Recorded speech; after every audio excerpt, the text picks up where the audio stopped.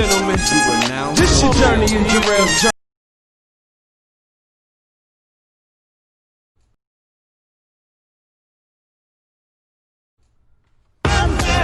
Ladies and gentlemen, this your journey in Jarrell's journal. Vietnam, yeah, that's right. Nothing less but the best. This your journey in Jarrell's journal. Vietnam, stand up. All over the globe. This your journey in Jarrell's journal. 2-6. In city, stand up. 2-6. This your journey in Jarrell's journal. Let's go. Bring it with me, the source of your information. Created to cover all sorts of sports and many players. In the making, there is none other like it. From the majors to the minors, it's tailored to be enlightening.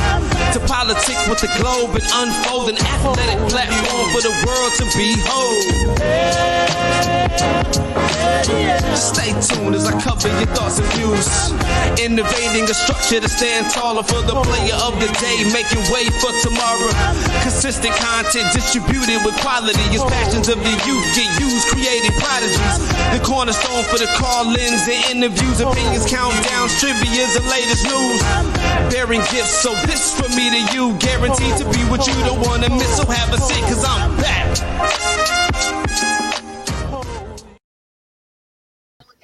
Welcome to Jarrell's Journal. We here. This is our second episode. I'm excited, ecstatic to be back with you guys, and thank you for tuning in. Today we got a special guest. His name is Darrly Stonum, and I'm gonna introduce you to him in just a few. What I want to do real quick is all my viewers, all my replay viewers, what I learned from last week is if you are commenting, I'm able to see so many comments. You actually have to drop a link to give StreamYard permission to use your name and the way that you're streaming. So I'm gonna put that on the banner if you would like to comment while we're talking today so we can see it and address those good comments. What you want to do is put this inside of your comments or inside of our comments. That way we'll be able to see you. I'll see who's commenting. We can post it up on the screen. And me and my man, we can address it. So first, or not first, but now I want to go ahead and introduce this bright young mind, this talent. Once again, his name is Darrly Stonum. He is a former Michigan State player. Excuse me, University of Michigan. I messed it up like 3 times, and he done got on me. And I know he's going to get on me again. Michigan, man, not Michigan State, University of Michigan. And he was held out there. He also played for Baylor. And he was drafted by the Kansas City Chiefs. So put your hands together in the house on your phone or whatever, and let me introduce my dog. My man, what's going on, man? How you doing? Don't get on me too bad, man. I told you it's a mental thing. I messed up twice, man. It's like nails on a chalkboard every time. Hey, look, I totally understand, man. I got a question for you though, off the rip, man. Yeah. You played at Baylor and you played at Michigan, right? Yeah.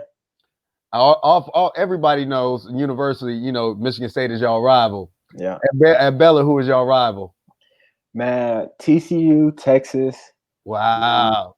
I definitely have to say those two. TCU and Texas became our big rivals. Oklahoma snuck in there just because we had a lot of close games, especially when RG3 was the quarterback. But I gotta give it to TCU and Texas. Oh man, hey, and okay? So real quick, I'm gonna segue out. This is my brother right here.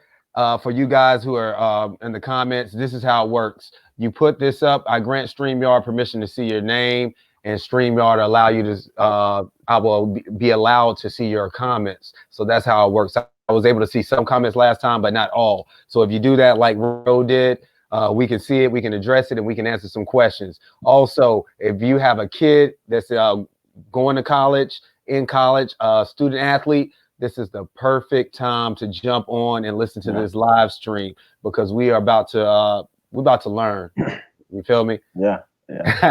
But also, who was your best rivalry? You had Michigan and you had Baylor. Was it Michigan State versus Michigan, or was it at Baylor versus TCU? Man, you got to go with the game of all games. University of Michigan versus Ohio State. Okay. Yeah. That's the biggest rivalry in sports, professional, college, whatever. So, that's the most hyped up game, the most intense game. Like you can you can just feel it. You can feel it in the atmosphere, man. And playing in the Horseshoe and then playing in the Big House, it's nothing like it. And I've played in all stadiums, pro, college, high school. It's nothing like that game. Nothing. Got you. That's awesome, man. And I'm a fan, man. I remember I was coming up my senior year out of college when I was watching you play.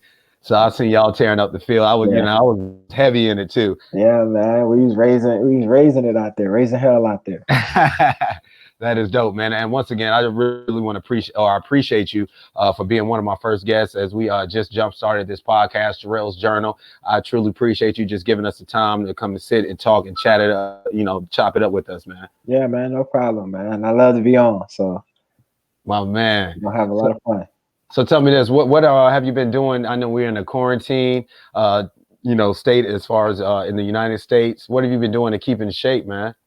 Man, shoot, just pretty much what everybody else is doing. You see those garage videos, everybody's posting those garage workouts.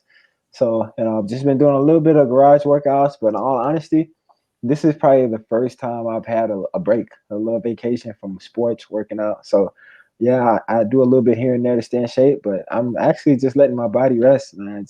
I know that's right. Just recouping, taking some time off, just to do a lot of yoga, do a lot of meditating, reading. So, just letting my body recover and recuperate from all the years of pounding and put on it. So, and that's a good thing because sometimes, especially with athletes that have a heavy workload as far as games, practices, things like that, that time to recuperate really does help with past injuries, just fatigue, all that good stuff. So this is a great time. Now, I do have another question for you. Before I get into that question, I want you to introduce yourself properly. I told the audience who you are, but I want you to introduce yourself. Tell them your timeline as far as your career and where you at right now, D. All right. Well, Darrly Stonum. Y'all already know that. I went to high school in Texas. Texas football, that's like a religion out there. So I was All-American in high school. I was the first class of Under Armour All-American. So that class included guys like Julio Jones, AJ Green, Daquan Bowers. Like we had Andrew Luck in that class. So we had really good All-Americans that class. And I ended up going to Michigan. I chose Michigan out of USC and Florida. And I chose Michigan, man. I went there 4 years, graduated, got my degree, which is important. I got my degree. I used that for education. Got my degree in broadcast communications. Went to Baylor, more free school. I had another year eligibility left. So using up all my eligibility as long as I can. And I ended up getting my master's at Baylor in broadcasting. And I graduated there, went to the draft, got drafted by the Kansas City Chiefs, played there 2 years, tore my Achilles. And after that, man, just bounced around. I ran into some stuff off the field that I had to learn from and mature from. And, I'm pretty sure we'll talk about that. We'll get into all that type of stuff later. But, man, just learning, growing, using the knowledge, using the experience, taking the lessons, no losses, all lessons. And, man, just experiencing life. But right now I'm playing arena football out here in Albuquerque, New Mexico. I'm working with the ProView Productions as a broadcaster. I'm in school yet again to get another associate's degree at Full Sail University in broadcasting. So once I'm done with this, man, I'll be able to be in a sportscaster pretty much anywhere. I have all the certifications, education, experience. So that's awesome, man. And then on top of that, we have a lot of people that are in broadcasting that tune into this podcast. So you got the experience, man. So for them that's looking, hey, look, you got Darrly Stonum right here. Yeah. You don't have to look no further. Yeah, man. And then I see on top of that, you bringing up some Chiefs fans, man. Come on. Yeah, bro. Hey, I see the Go Chiefs down there, Anita. I see you, Go Chiefs, man. Chiefs. Man. I love that place. Some of the greatest fans. I was blessed, man. I had Michigan, Baylor, and Kansas City. That's three of the best organizations, first-class organizations that you could go to in sports. So, man, the greatest fans. Just hearing all this stuff about the protests and hearing some of these athletes speak out about how the fans treated them and how some of these fans were. like we had classy fans. Michigan is first class, Baylor's first class, Kansas City first class. So Okay. thank you guys. If any of you Michigan, Baylor, Kansas City, thank you guys for being good people. So, matter of fact, I was going to jump right into it, but let's hold off for that. I want to learn more about you before we even get into what's going on in the world right now and the effects and the after effects of everything. So, real quick, coming up in college, I wanted to know what was your motivation, because we know you're a star athlete, you know, a high profile athlete, but what was your motivation in education? What kept you going in education from high school to college? Man, I promised my mom. I wouldn't leave the college without a degree, and I wanted to make sure I did everything I could to keep that promise. And I know I that's mean, right. it was free. I understand football and sports don't last forever, and you know, I wanted to make sure I took advantage of free education. So I mean, I did everything I could to make sure I got that degree, and you know, shout out to my mom. I Hey, see what up, you. mom? What's good? Now that's awesome, man. And I just, like I said, I use this platform to not only interview beautiful minds, but to motivate the youth that's coming up behind you. Because like we were talking off camera, you know, a lot of times we can burn our hand and make mistakes, but we don't have to if someone else has already done it. You know, sometimes we're going to do it regardless. You're just going to be naive and hard headed, but you know, this, you know, sometimes it clicks in somebody's mind when they hear somebody else has, you know, made a mistake. Okay, let me go this way. Yeah, man. I mean, it's just you got to learn from everything, man. You got to be aware of your surroundings. You got to be aware of your decisions. You can't jump in anything too fast, and Mm-hmm. you have to just take things slow. And I know that's hard for a lot of young guys to hear nowadays, to take things slow, I ain't because trying to hear you're going that. 100 miles an hour. And I'm not here to tell guys, and even when I talk to young people, I'm not here to tell them, hey, don't party, don't do this, don't, no. I'm not gonna tell you that, because you're gonna do it, and I'm not. Mm-hmm. I just know. So I don't want to tell you not to do it, but I want to tell you to be responsible when you're doing it. I want to tell you to be aware of your surrounding and your situation when you Yeah. party, or when you know, going out and being a young college student or a young high school student and becoming a young adult, because you're gonna make mistakes, but learn from everything and just minimize the big mistakes by being aware of what's going on around you.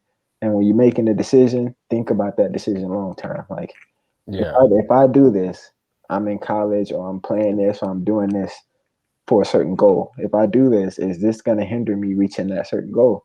And again, I know that's a lot to, you know, comprehend and in the heat of the moment, but that's what makes the great ones great. And that's why it's only a certain amount of people that go to the NFL and go to professional sports, because you got to be able to make those hard decisions in those crunch moments. That's awesome, man. That's a, you know, something that everyone needs to hear, especially young ones. Yeah. I don't know about you, but me going into college, I felt like I knew it all already. Yeah. I had a plan. I had a goal. I don't really need to hear this. Yeah. I'm gonna handle it myself, and we're gonna get into that too. That's, hey, we have yeah. Before we get into all that, D, hey, we were talking about your motivation in education and what motivated you, and you were telling me your mom. What were other like role models or influences in your community that kind of gave you a push? Because sometimes it's not always in the house; it's that outside push in your community. Somebody at church, your teacher, somebody that kind of motivates you, and they, you know, that one person like, hey, my bad, man. I know you expect more of me. Yeah, it's just, Yeah. well, it was just a combination of everything. You know, you always have those people that think you only get an education, or you only get the things that you get because you're an athlete, or because you're good at sports. So you're only going to college because you're good at sports. So I wanted to prove all those people wrong, that hey, I'm going to college because I'm good at sports, but I'm going to utilize this and get a degree. I'm going to do something that's tremendously difficult, and that's balancing the Division I football schedule with academics. That's, if you can do that, like, I feel like Division I or college athletes should be able to work anywhere, because if you can balance a job, which is a full-time job of athletics, and still make time to do your schoolwork and graduate, and do both of those and excel in both, go to professional sports and get your education, man, that's something that I'm extremely proud of, and I hold very dear.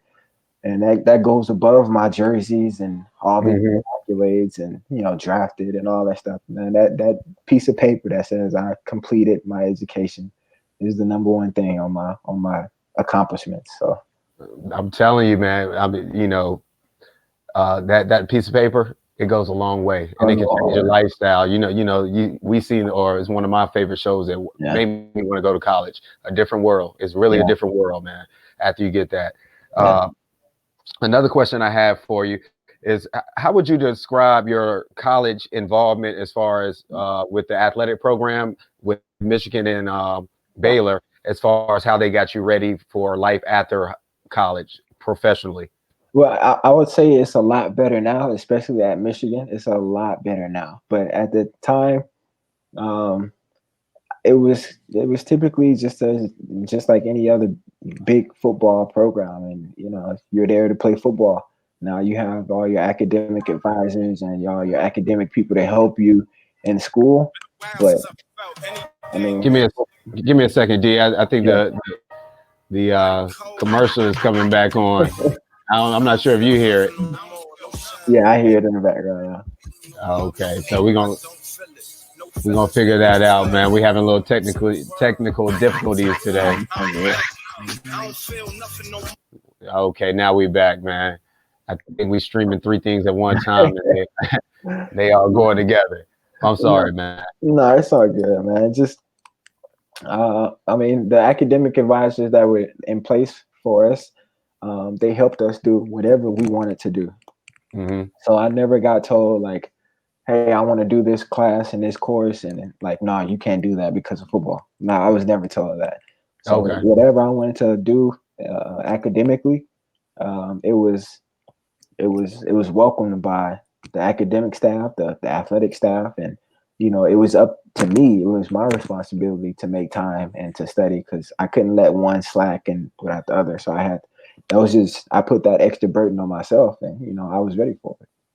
Man, that's cool. And a lot of times, especially like we're coming in from North Carolina, I got a lot of people from Virginia, southern East Coast, and we see you guys, student athletes playing at the big schools on TV, and just an assumption, we think, oh man, they just chilling, you know what I'm saying, as far as school wise, you know what I'm saying? Nah, y'all really getting it in like us, huh? Yeah, man. Hey, it's tough. It's tough, man. I can tell you right now, like it starts off 5 o'clock in the morning, those tour duty workouts. Then you got class, then you got film study, then you got workouts, and then you got more class, then you got actual practice and more film study after practice. And then you got study table, and you won't get to study table till like 9 o'clock. So you got from like 9 to midnight to get your studying in, and wake up at 5 o'clock and do it all over. So your days are literally from 5 a.m. to midnight for 4 years. So, I mean, you just got to be mentally prepared that, yeah, you can make time to do, like, to have fun and enjoy college, but man, it's a grind for 4 years. It's a grind, and it's not for everybody, but the ones that can make it and the ones that can keep that focus, man, it pays off. That's awesome, man, and just having a balance at a young age. Yeah, because man. I don't think people realize you're still young in college. Yeah, and finding yourself and growing, man. You're still a young man trying to find yourself.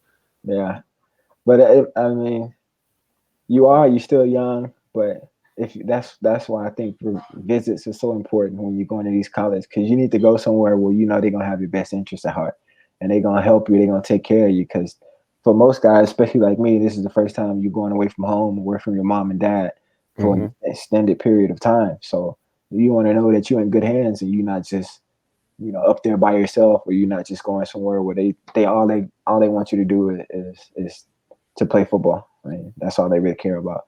But luckily, man, Michigan was a great school, and I love being there, and I wouldn't change it for the world. So I got a question for you, and this one's coming from a viewer. This is my man Jay Jones, sports agents Jay Jones with Jones Impact Management. He wants to know, D, can you talk about your preparation for the game and how it changed at each level? Preparation, well, in college it was a lot easier because everything was prepared for you. You just had to show up and give it everything you had. And shout out to Michigan strength staff, but man, we had a very difficult, very, very challenging, strength and conditioning program. And, if you can make it through that, you can make it through anything. And Gotcha. I would say the hardest part about it was going to the pros where nothing is mandatory no more. You don't have somebody that's like pushing you or like, hey, if you don't make it to these workouts, you got plate pushes after practice, or you're gonna get some type of repercussions. In the pros, it's all on your own. So you just got to have that mental toughness and that discipline to make sure that you doing your workouts on your own. Because let me tell you, you show up to camp out of shape and you're not one of those star guys, you're not going to be on that team much longer. It's your responsibility. It's your job to get your body prepared because you're a pro. Your body is your business. Like this is your business, your LLC. Oh, so you have to get it. You have to train it and do it appropriately. So I had to make sure my agency we had a nutrition. I had a strength and conditioning coach. I had a speed coach. I had an agility coach. I had a weightlifting coach. So man, it was all work a lot of times. I got a question for you then, because it brings up an interesting topic. Right now, what we have going on with the way of the world now, a lot of young prospects in high school are thinking, or even starting the conversation, hey, HBCU isn't that bad. Yeah. But as we were talking and you were just explaining, at these big Power 5 schools, you have a lot of amenities that you aren't accustomed to at HBCUs. And I know that from firsthand, going to a HBCU. What do you think the way out would be as far as these top prospects going out to a HBCU that doesn't have the same amenities as of right now, and how that would play into their perspective going into the pros later on? My only thing is you just have to look at the level of competition. Like what level of competition are you playing in?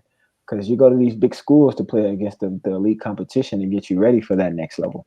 So you might go to this HBCU and there may be a bunch of great players there, but it's not the elite Power 5 schools. And you stand out at the HBCU just like you would probably stand out at the power school.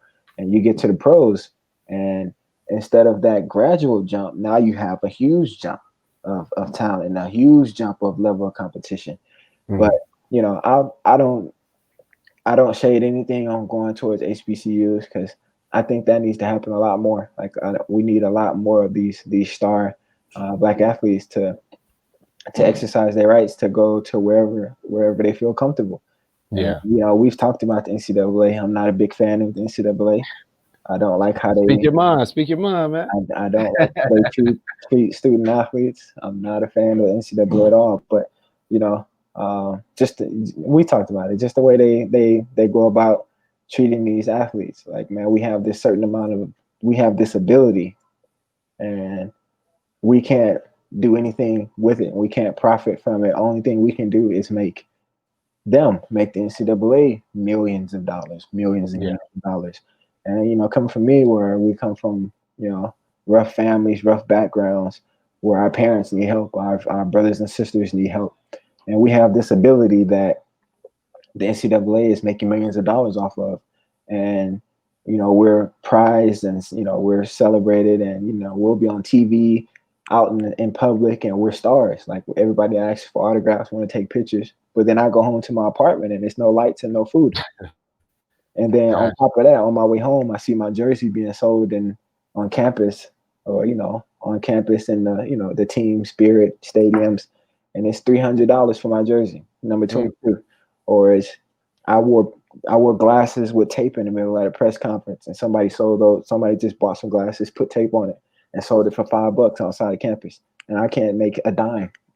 I can't get a free meal. I can't sell autographs with my name, what I worked hard to build, my name, my own likeness, and I can't, just sell autographs for $5 just to help my parents or to pay my rent or to, pay for some clothes that don't say Michigan on it, pay for something, help my family, help myself. But, I'm glad the NCAA has, I think, been pressured into change their stance and allowing players to use their own likeliness to make their own income or to make compensation off of their own likeliness. And like I said, I think that's going to help the game as much because it's not a way that you can use favoritism about that. It's the guys that work hard, the guys that make the plays on the field, are the guys that's going to have the most likeliness to make the most money off of themselves.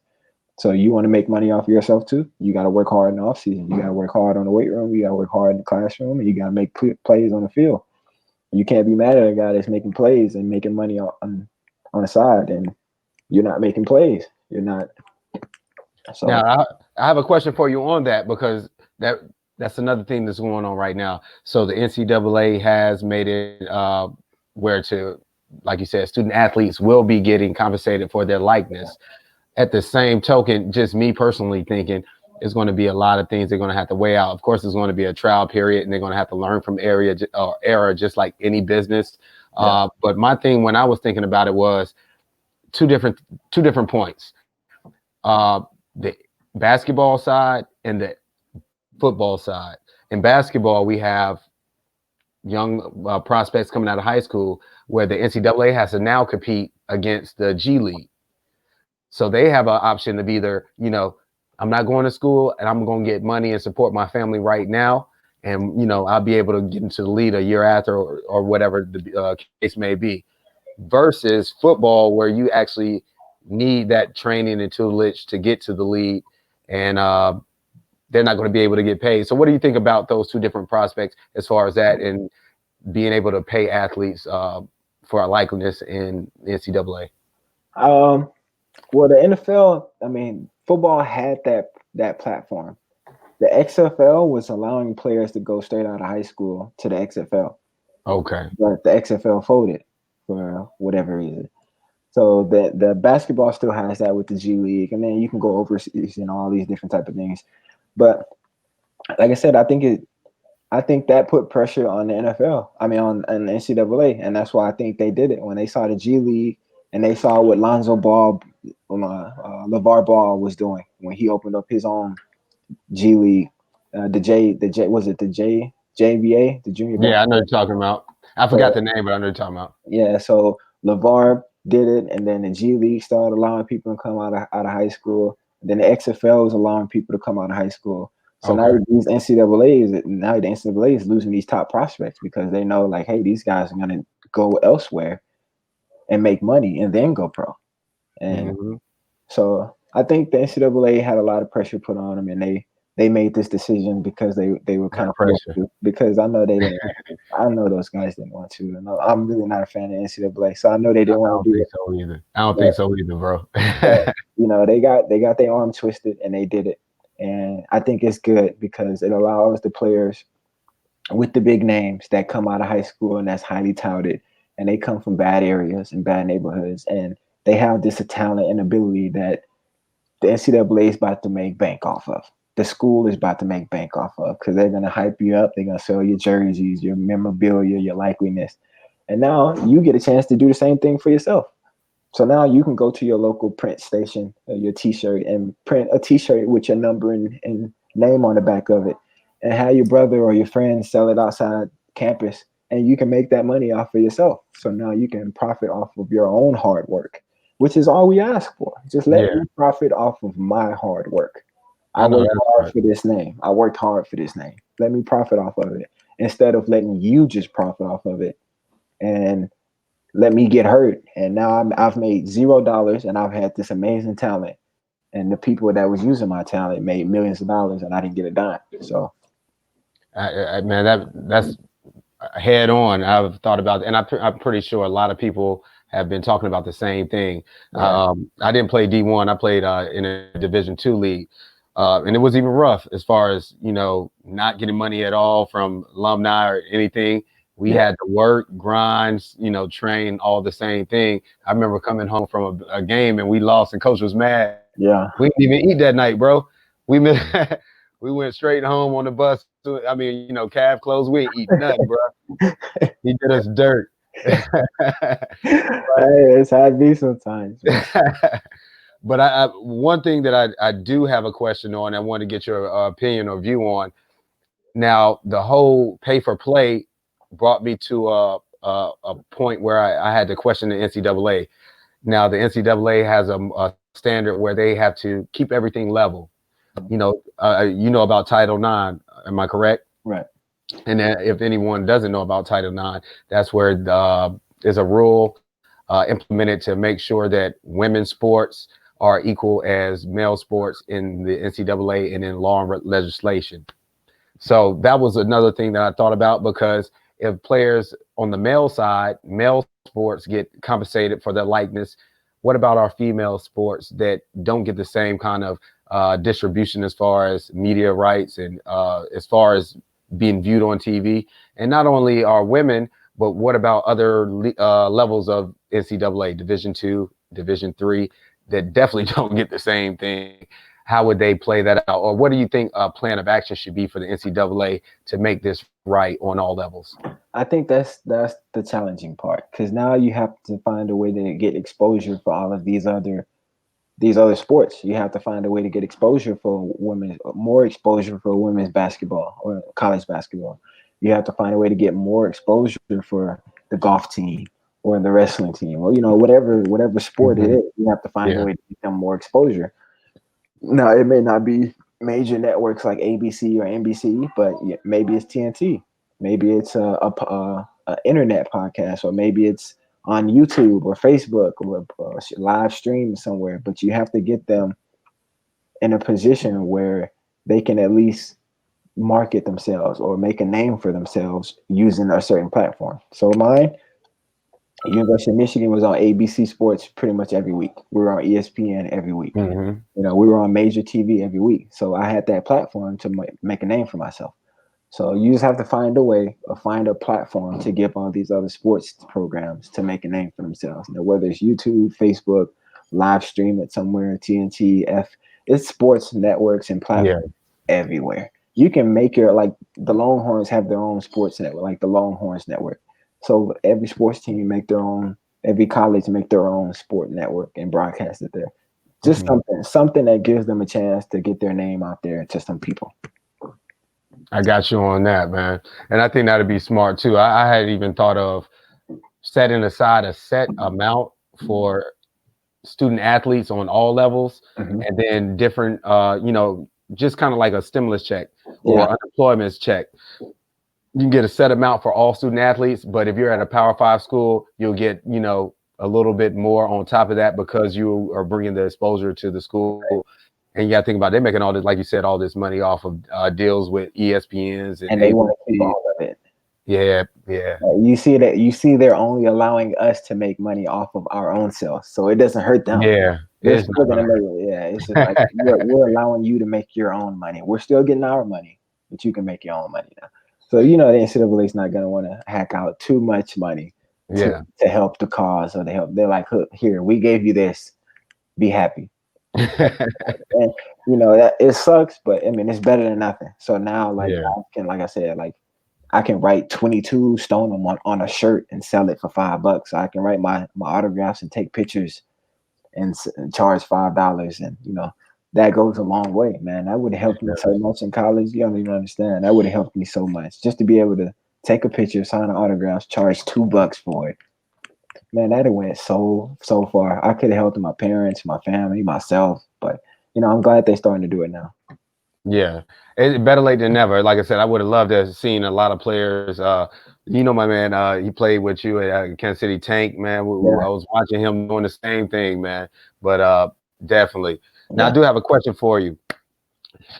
I told you before, I didn't want to keep talking about the situation in America right now with black killings, injustice, and all that.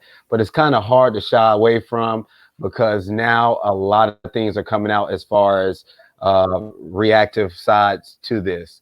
And in the sports world, now we have a lot of team owners. We had NASCAR do something big this year or this week. Yeah. We had some other team owners speak out.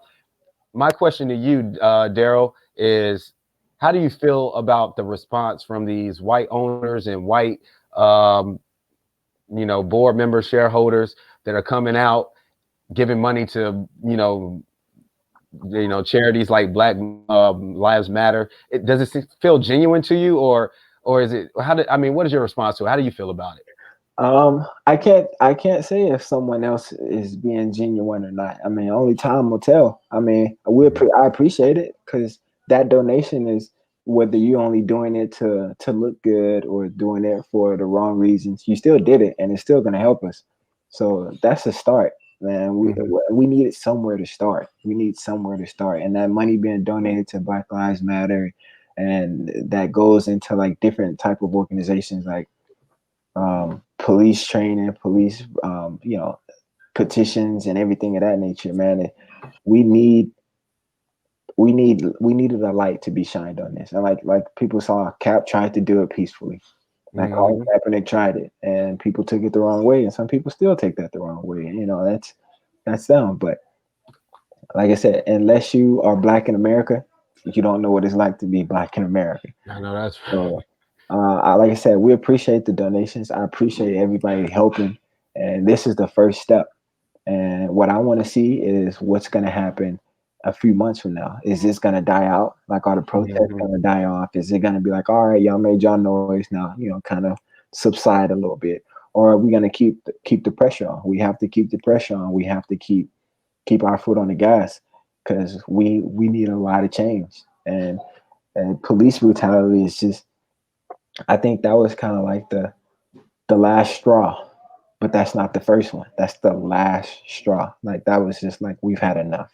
Right? And there's so many other things that have to be brought to attention. Like I saw a chart or a graph that showed the percentage of minorities to whites and a lot of things, and it was the minorities to whites as CEOs and sports owners and public officials and senates and things of that nature, and the numbers were astounding. I don't think any of those numbers were above 80%.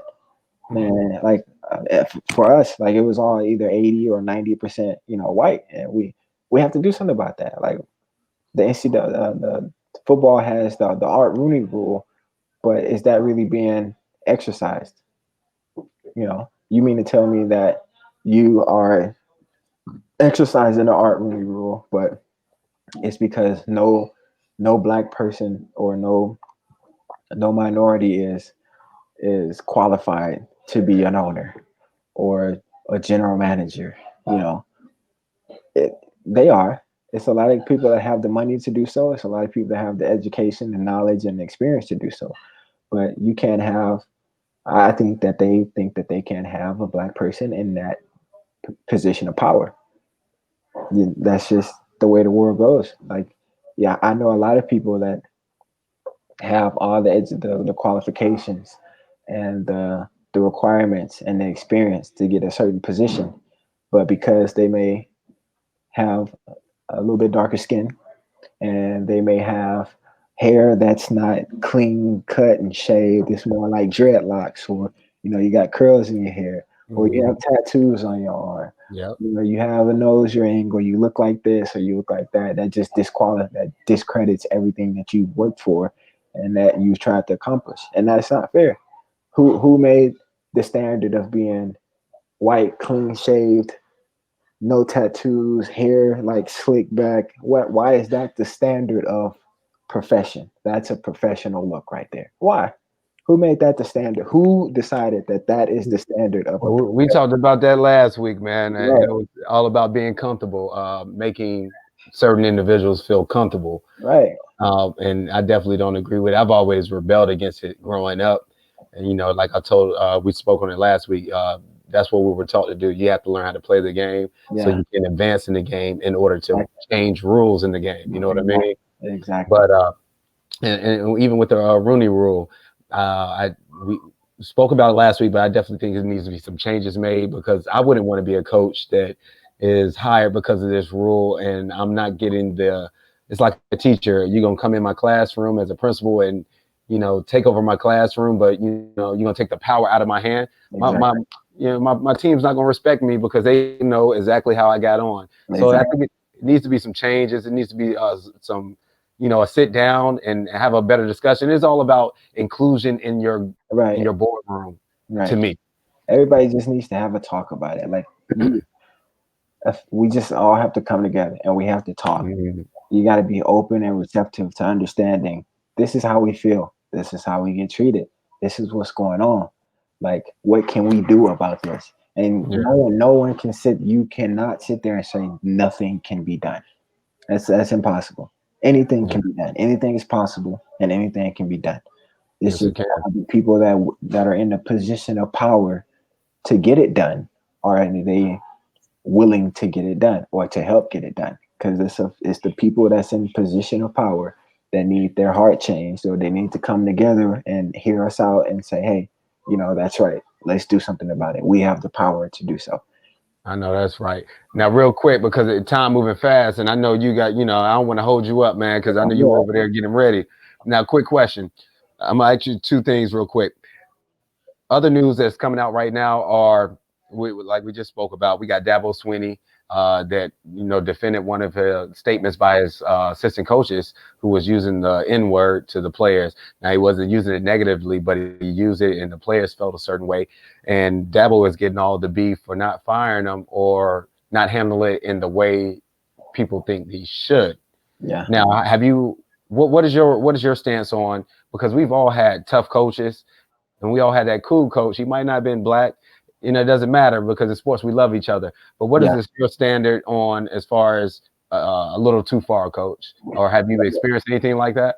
That would be. I mean, I've never experienced anything like that from a coach, but that would be too far. A coach calling you the N word is a little too far, and obviously it made those players feel a certain way because it's coming out now. So it's not like they're just now starting to feel a certain way about it. They felt a certain way about it then, but either they tried to say something to him about it and he shrugged it off, or they didn't feel like they could because they felt like they would get in some type of trouble for bringing the attention to it, or being a whistleblower. So regardless of the fact, both of those reasons are wrong. Like, we should feel open and honest and free to be able to go to our coaches and tell them anything that's bothering us. And on top of that, our coaches should go and hold that coach or staff member accountable for saying that. And if that's the first time it's happened, or whatever, I'm not gonna fire you for the first time. But hey, we need to sit and have a discussion that this isn't okay. And if it continues, then we have repercussions. But I know that's right, and I'm the same way. But younger as a player, I think I'm more vocal now with more wisdom and knowledge and age. But younger, I had coaches that were real tough, and they would go ham. You know what I'm saying? Yeah. And it's out of respect as a young player.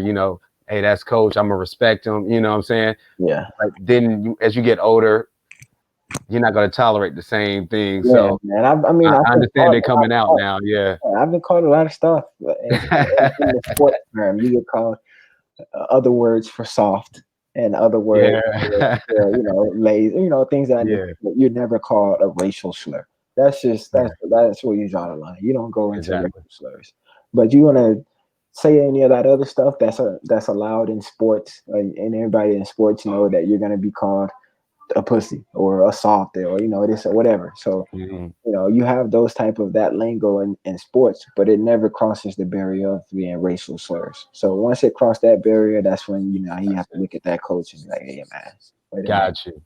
So let's get into the hard stuff, man. And I hope that this reaches the right audience. I want these young players. I definitely invited two players. They're about to go to UNC next year. Okay.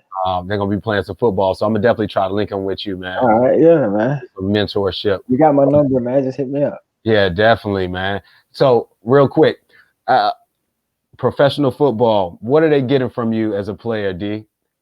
We already know you got the 4.3 speed. That's something Man, I like. professional football, man. You're getting a professional. You're not getting a kid that just is good at football. You're getting a professional. Right at this point in my life, I'm a professional. I know how to carry myself on and off the field. I know how to attack any situation, and weigh my options, weigh the pros and cons, rather than just jumping into things. I'm a lot faster on the field, but I'm a lot slower in life. I'm very, very, very slow in life. Very slow. Like, man, I never jump too fast into anything. I think about it. I weigh the pros and cons. And another thing is you're getting a student. I've been playing this game for a long time. I want to broadcast this game. I live and die this game, so I know the ins and outs of defenses, offensive schemes, defensive schemes. I like to think of myself as the new Tony Romo, because I can look at a play and tell you where that ball is either gonna go or where it should go, just like how Tony does it, and he's so good at it.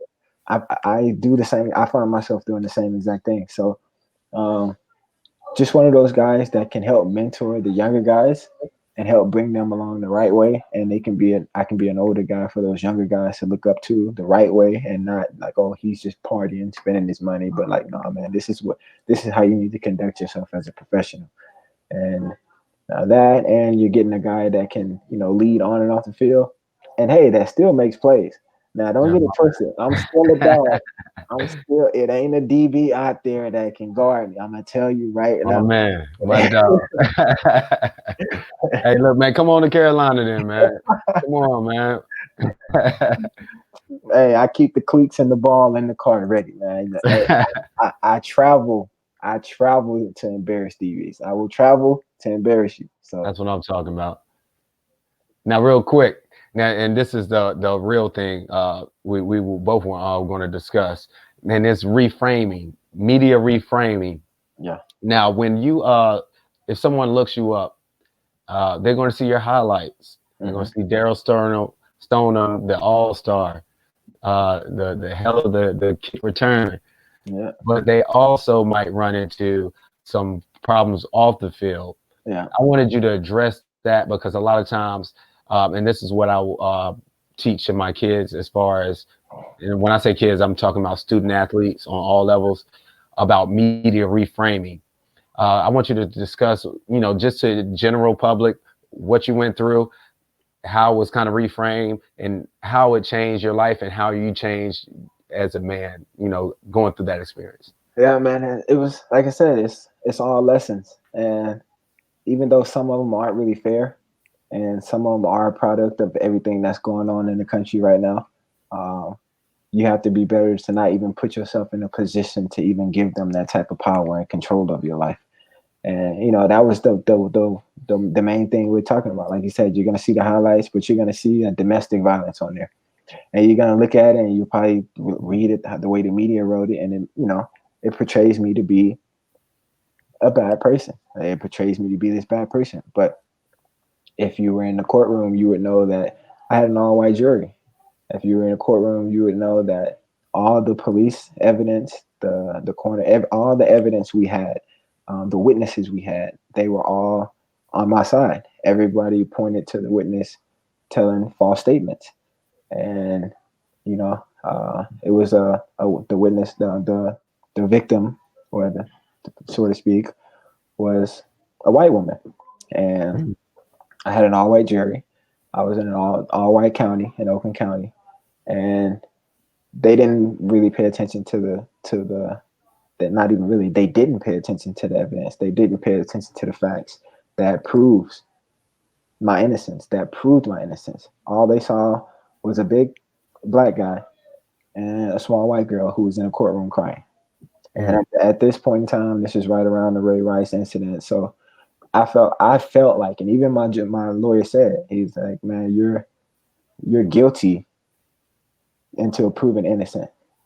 And I was like, all right, well, just prove my innocence. And I was guilty after being proven innocent. And the media has this field day because the verdict said guilty, so they have the right to write this narrative that he did this and he did that. Well, if you were in the courtroom and you listened to the police statement and all the witnesses' statement that were on my side to prove my innocence, then you would have a different perspective. But that goes back into what I said earlier. You got to be aware of your surroundings. You got to be a better judge of character of people. You have to really sit back and not jump into situations and not look at, oh, this person is pretty or this person is that. Like, you have to really sit back and be like, all right, who is this person? What type of character do they have? Do I see myself, being in a long-term relationship with this person? Do I trust this person? Is this person good in my future? Is this person good for me?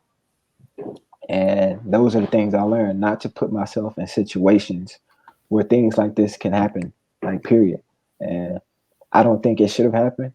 It sucked, and I didn't agree with it, but I got to take something out of it. And what I took from it was putting myself in better situations to not give power over my life to anyone else. So I'm not going to give power over my life to a jury of 12 people that don't know me, or to a judge that is going to judge me based off of the wrong things, or to a system that's not built for me, that's not built to protect me, that's not built to look out for me. And I knew those things going into this situation, but I didn't put myself in a situation to stay out of that situation. Yeah. And that's what I took from it. So, just be a better judge of character. Keep your circle small and learn from your mistakes. And that's what I preach to young people, man. Just be as fast as you can on the field. Be as strong and as powerful, but off the field, be the slowest person. Like, don't be quick to jump into any situation, any person, party, drug, anything. Be slow and think about how it can possibly affect your life. And if it can possibly affect your life in a negative way, I don't care if it's 1%, because it's 1% that make it to the professionals out of college. So if it's 1% that this can hurt that 1% of me making it pro, then it's not worth it. So. And this is like the most awesome thing, because with young adults going to professional sports, even with now they're talking about getting combines for the HBCUs. Kids just never went in, or that have never experienced a certain type of lifestyle. They're going to experience different type of situations. Yeah. And what I was talking about with media reframing is, what you already understand, is that the media controls the narrative of what they're going to give out to the public. That doesn't necessarily mean that was what you meant, intended, or said, but what was, chopped up by the media. Right. In baseball, we have we call framing, when the pitcher throws the ball, our catcher frames the ball or the catch to give it the impression of a strike, so the umpire calls a strike. The media does the same thing. And the reason I wanted to talk to you about that, and I wanted the audience to understand it, is because we have a limited amount of room to make errors as Black men, Black women, men of color, women of color, it doesn't matter. But other people have more freedom. Right. You know what I mean? And also, not just with that, it's about making the right decisions or correct decisions at a young age. So I wanted people just to understand what you went through and how it elevated you as far as mentally and on the field, after experiencing that thing. And it made me more aware. Like I said, it helped me slow down off the field. Like, it helped me realize that not everybody is on your side. Not everybody's going to like you. And it helped me realize the stuff that, you read about and see. Like, you're not exempt from that. You're not exempt from the people that, you read about and like, oh man, that's unfortunate. Like, man, that's how did he even let that happen? How did he even get accused or falsely accused of this or falsely accused of that? Or the, Myron, like what, I forgot his name. Was it Myron Rowe, the guy who got convicted of rape, and years later they I know you're talking about. So, yeah. And you read about stuff and you're like, man, that sucks. But what are the odds of that happening to me? And, even though it wasn't that egregious and it wasn't that serious, I was still in that same system of, wait, I didn't do that. Yeah. How is this happening? How am I not being believed? How is the evidence showing that I didn't do this not being paid attention to? How is it being swept up under the rug? Like, wait, is this really happening? I literally was sitting in court and I thought to myself, is this really happening? Like, is this really happening? Like, and it doesn't have to be that situation. It could be a total. There's a whole plethora of different situations. Yeah. My big thing is. I'm sorry. Go ahead. You're about to say. No, you good. I was just finishing, man. Just like that helped me a lot to realize, man, you got to be aware of your surroundings, especially as, like you said, as a man of color, like as a Black man. Because we have very, very, very limited room for error. Yes. Almost no room for error. If you want, you can even go there to say zero room for error. So, man, just having to have that mindset of, I have to be better. I have to be 10 times better to get the bare minimum, or that whole saying like you got to be 10 times better than to just Just to be on the same be playing on field. on Yeah. playing field. So just that helped me open my eyes to that method, to that mindset, which is wrong. It is, and I hope that everything that's going on now will change that. I pray it does. Me too. But that's just that's society, that's America that we live in now, and that helped me realize, man, I have to slow down. So I can't make the same mistakes that other people are allowed to make, or not even a mistake. I can't do the things that other people are allowed to do. That's not even wrong, and get the same treatment. So somebody else may do something this is not a big deal, but I do it, and it's the worst thing in the room because my skin color. But like I said, just slowing down, making the right decisions, making just having that self-talk with yourself. How can this decision right here affect me 5 minutes from now, 5 hours from now, 5 days from now, 5 months, whatever? So making the right decisions, and that ultimately builds character, that helps you go on the right path, and that helps you accomplish your goals. So I'm gonna ask you two more questions because we're almost running up on that hour mark. But what kind of advice would you give to a young student athlete or young pro that just made it in the league? Because I got some young pros that will be watching this as well that just got drafted. What kind of things would you give them or leave them? Kind of jewels would you leave them so that they can think about that as far as the environment they're about to be in and decisions that they're going to have to make, transition into a whole different playing field? First and foremost, if you're in the professional level, you're about to see your bank account go from nothing to a lot. So you're going to see a drastic change in your lifestyle. And like I said, you have to slow down. You have to keep your circle small. You can't look at that money and think that you can spend it all right then and there. Because I can tell you right now, ESPN 30 for 30, I know how that happens. Guys spend all of their money and they take out $500,000 loans in the off season, knowing that they're going to be able to pay it back the next season. And it's just that circle. And then that one season, you're hurt, you're injured, you're not going to play this season. Now you're $500,000 in debt, and you're not going to play football again because you're hoping that you play again. So it's just knowing that, hey, you're getting this money now, but you're not going to get a dime for 6 months. So yeah, you get $500,000 in 6 months, if that, after you pay taxes in every city you play in, you pay your agent and this and that. Yeah. You're gonna get that lump sum, but unless you have endorsements and other endeavors outside of football, you're not gonna get a dime from the NFL for 6 months. So how are you gonna use that money? How are you gonna invest it? How are you gonna spend it wisely? How are you not gonna buy this $200,000 chain that you don't need, and this house that you're not gonna live in? And, you don't need certain things. So just be smart with your money. That's number one. Be smart with your money. Number two, keep your circle small. Got to keep your circle small. Don't allow all these people to come out of the woodworks and join your inner circle and be close to you and get a piece of you that don't deserve a piece of you. So, keep your circle small. Learn how to say no. No is okay. It's gonna hurt a lot of people's feelings, but it's the right thing to do. No. Hey, can I have no? And I know you're gonna want to help but you can't save everybody, and not everybody is worth saving or needs and can be saved. We're in a position to be saved. So just be smart with your money. Learn how to say no. Keep your circle small, and man, keep your head down and work hard.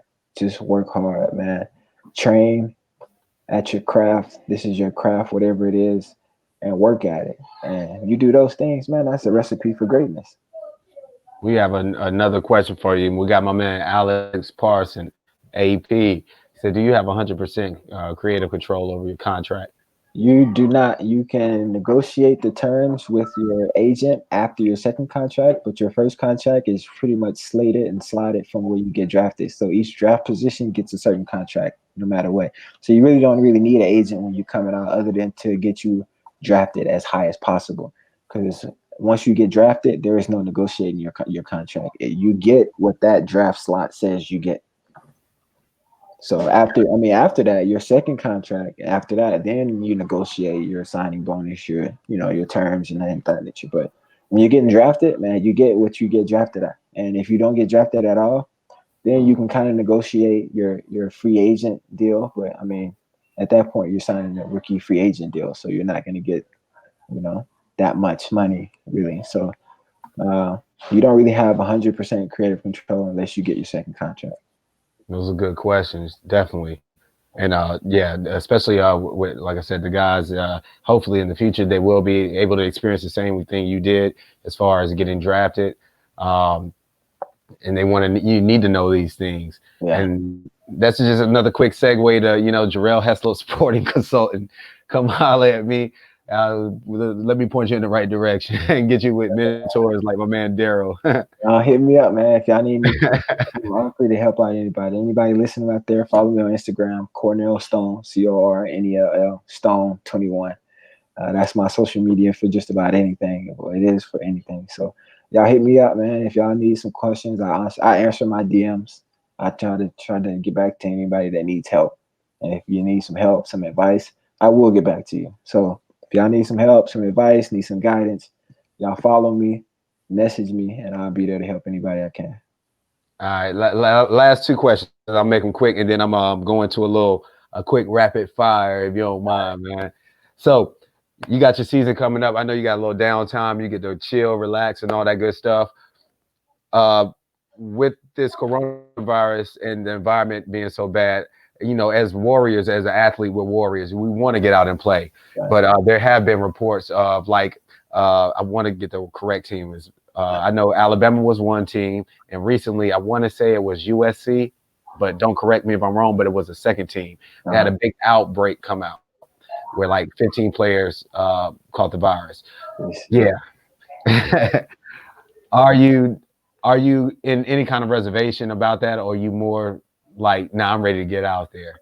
Man, I'm kind of torn because I'm ready to get out there because I love doing what I want to do, but at the same time, I don't take this virus lightly, either. I don't want to put myself or people I love in danger, even if I may be able to host it and like most people saying, young people get it, they can handle it, they can handle it. But I don't want to be a young person that get it and I go around my parents and exactly to them. And if I was the reason my parents got sick and something happened to them, I would never forgive myself. So you got to take that in mind. And I want to be safe. And I think there's guidelines and things you can do to make sure that you're safe and get back out there. And, I hope that's what I would do. And as far as the guys that's been the teams that's 15, then you guys have to quarantine, man. Y'all have to get but, already. I'm happy the NBA is getting back, and I think they're doing it the right way. And yeah, man, just make sure you're doing it safe. Test the players, make sure that the players are safe. If you're doing half empty stadiums, make sure. I know it's easier said than done, but I would have people do two things. You got to provide your ticket to get into the stadium, and you got to provide your test results to get into the stadium. Everybody that's in this arena is completely clean. Boy, you know they're gonna have somebody out there printing out fake results. $20 a pop. Yeah. Hey, real quick, last question before I let you go, man. Outside of rapid fire. Yeah. What is your go-to touchdown dance? Do you have one? Man, so I wear 2 and I wear 21, and those are my two favorite numbers. I wear 22 in college because 21 was Desmond's number, and it was the Legends jersey, and it was also my teammate's Junior Hemingway's number. But 2 and 21 are my favorite numbers for primetime Deion Sanders. So I gotta do prime. Got you. Okay, all right. Smooth. And let's get this rapid fire going. Let me see if my head works. This is rapid fire going out, all right? You from Texas, right? Right. All right, so you're going to answer a couple questions, just whatever, comes out. I got you. All right, Darrell, favorite cereal? Captain Crunch. You're a good guy. All right, got you. On your grits, sugar or salt? Man, you better put sugar on them grits. Stop playing with me. My dog. J-Lo or Halle Berry? Am I going too old school for you? That was that's tough, man. Because Halle still looks, oh man. But if you seen J-Lo these packs, because I follow J-Lo, and I see her workouts and the way she kept her body in the shape for her age that she's kept her body in. Man, she's both of them, man. I gotta give it to both. But if I have to edge it out, I gotta give it to J-Lo, man. All right, last one. As far as greatness, you got Tom Brady or Peyton Manning. Going Tom Brady. It's a Michigan man. That man's got all the rings. He's got all the rings to prove it too. Tom Brady's the GOAT, man. He's the GOAT. So he's in Tampa Bay too. So you know, stay tuned and just watch what he do. He's gonna do some great things. Gotcha. Hey man, I really truly want to appreciate you. No problem. Stopping by, chop it up. I really hope that this podcast, like any other one, like each one, we're trying to set a tone and get into the right head, right mind, ears, so we can promote change and open up some minds. And you drop some jewels for us, man. And I appreciate you, man. No problem, man. I was glad to be on. Thanks for having me. My dog. So once again, hey, can you drop your Instagram one more time for anybody who didn't hear, so we can follow you, man. Instagram is Cornell Stone 21. Anybody needs some help? Any young student athletes out there need some help, need some advice, man? Just DM me, and I'll be happy to help anybody I can, man. Give you any advice that I was able to share on here. Share my experience, my knowledge that I have from personal experience. So yeah, just follow me, shoot me a message, man. I'll be able to help anybody I can.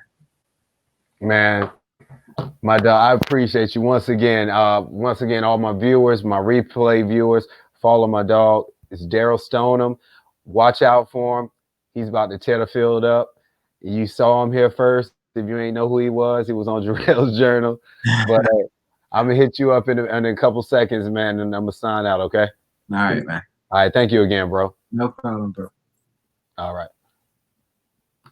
Once again, I wanted to thank you all for tuning in as me and Darrell were talking about kind of like the college experience,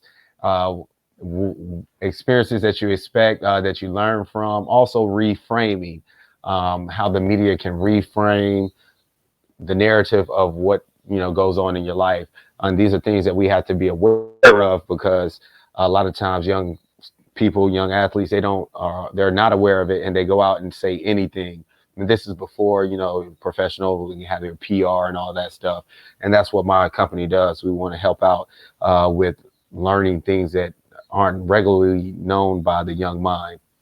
But once again, all my replay viewers, all my live viewers, thank you guys for tuning in. Next Wednesday, I'm gonna have another special host, an ESPN correspondent. I'm gonna set that up on my Facebook coming up. So just tune in, follow me, and we'll see you next week. Thank you again. I appreciate all of you. And if you have any questions or anything, hit me up and I'll definitely get back to you ASAP. But y'all have a blessed day, and I'll see y'all later. Ladies and gentlemen, this your journey in Jarrell's Journal. Vietnam, yeah, that's right. Nothing less but the best. This your journey in Jarrell's Journal. Vietnam, stand up all over the globe. This your journey in Jarrell's Journal. 2-6. In city, stand up. 2-6. This your journey in Jarrell's Journal. Let's go. Bring it with me, the source of your information, created to cover all sorts of sports and many players. In the making, there is none other like it. From the majors to the minors, it's tailored to be enlightening. To politics with the globe and unfold an athletic platform for the world to behold. Stay tuned as I cover your thoughts and views. Innovating a structure to stand taller for the player of the day, making way for tomorrow. Consistent content distributed with quality as passions of the youth get used, creating prodigies. The cornerstone for the call-ins and interviews, opinions, countdowns, trivia's the latest news. Bearing gifts, so this from me to you, guaranteed to be what you don't want to miss. So have a seat, cause I'm back.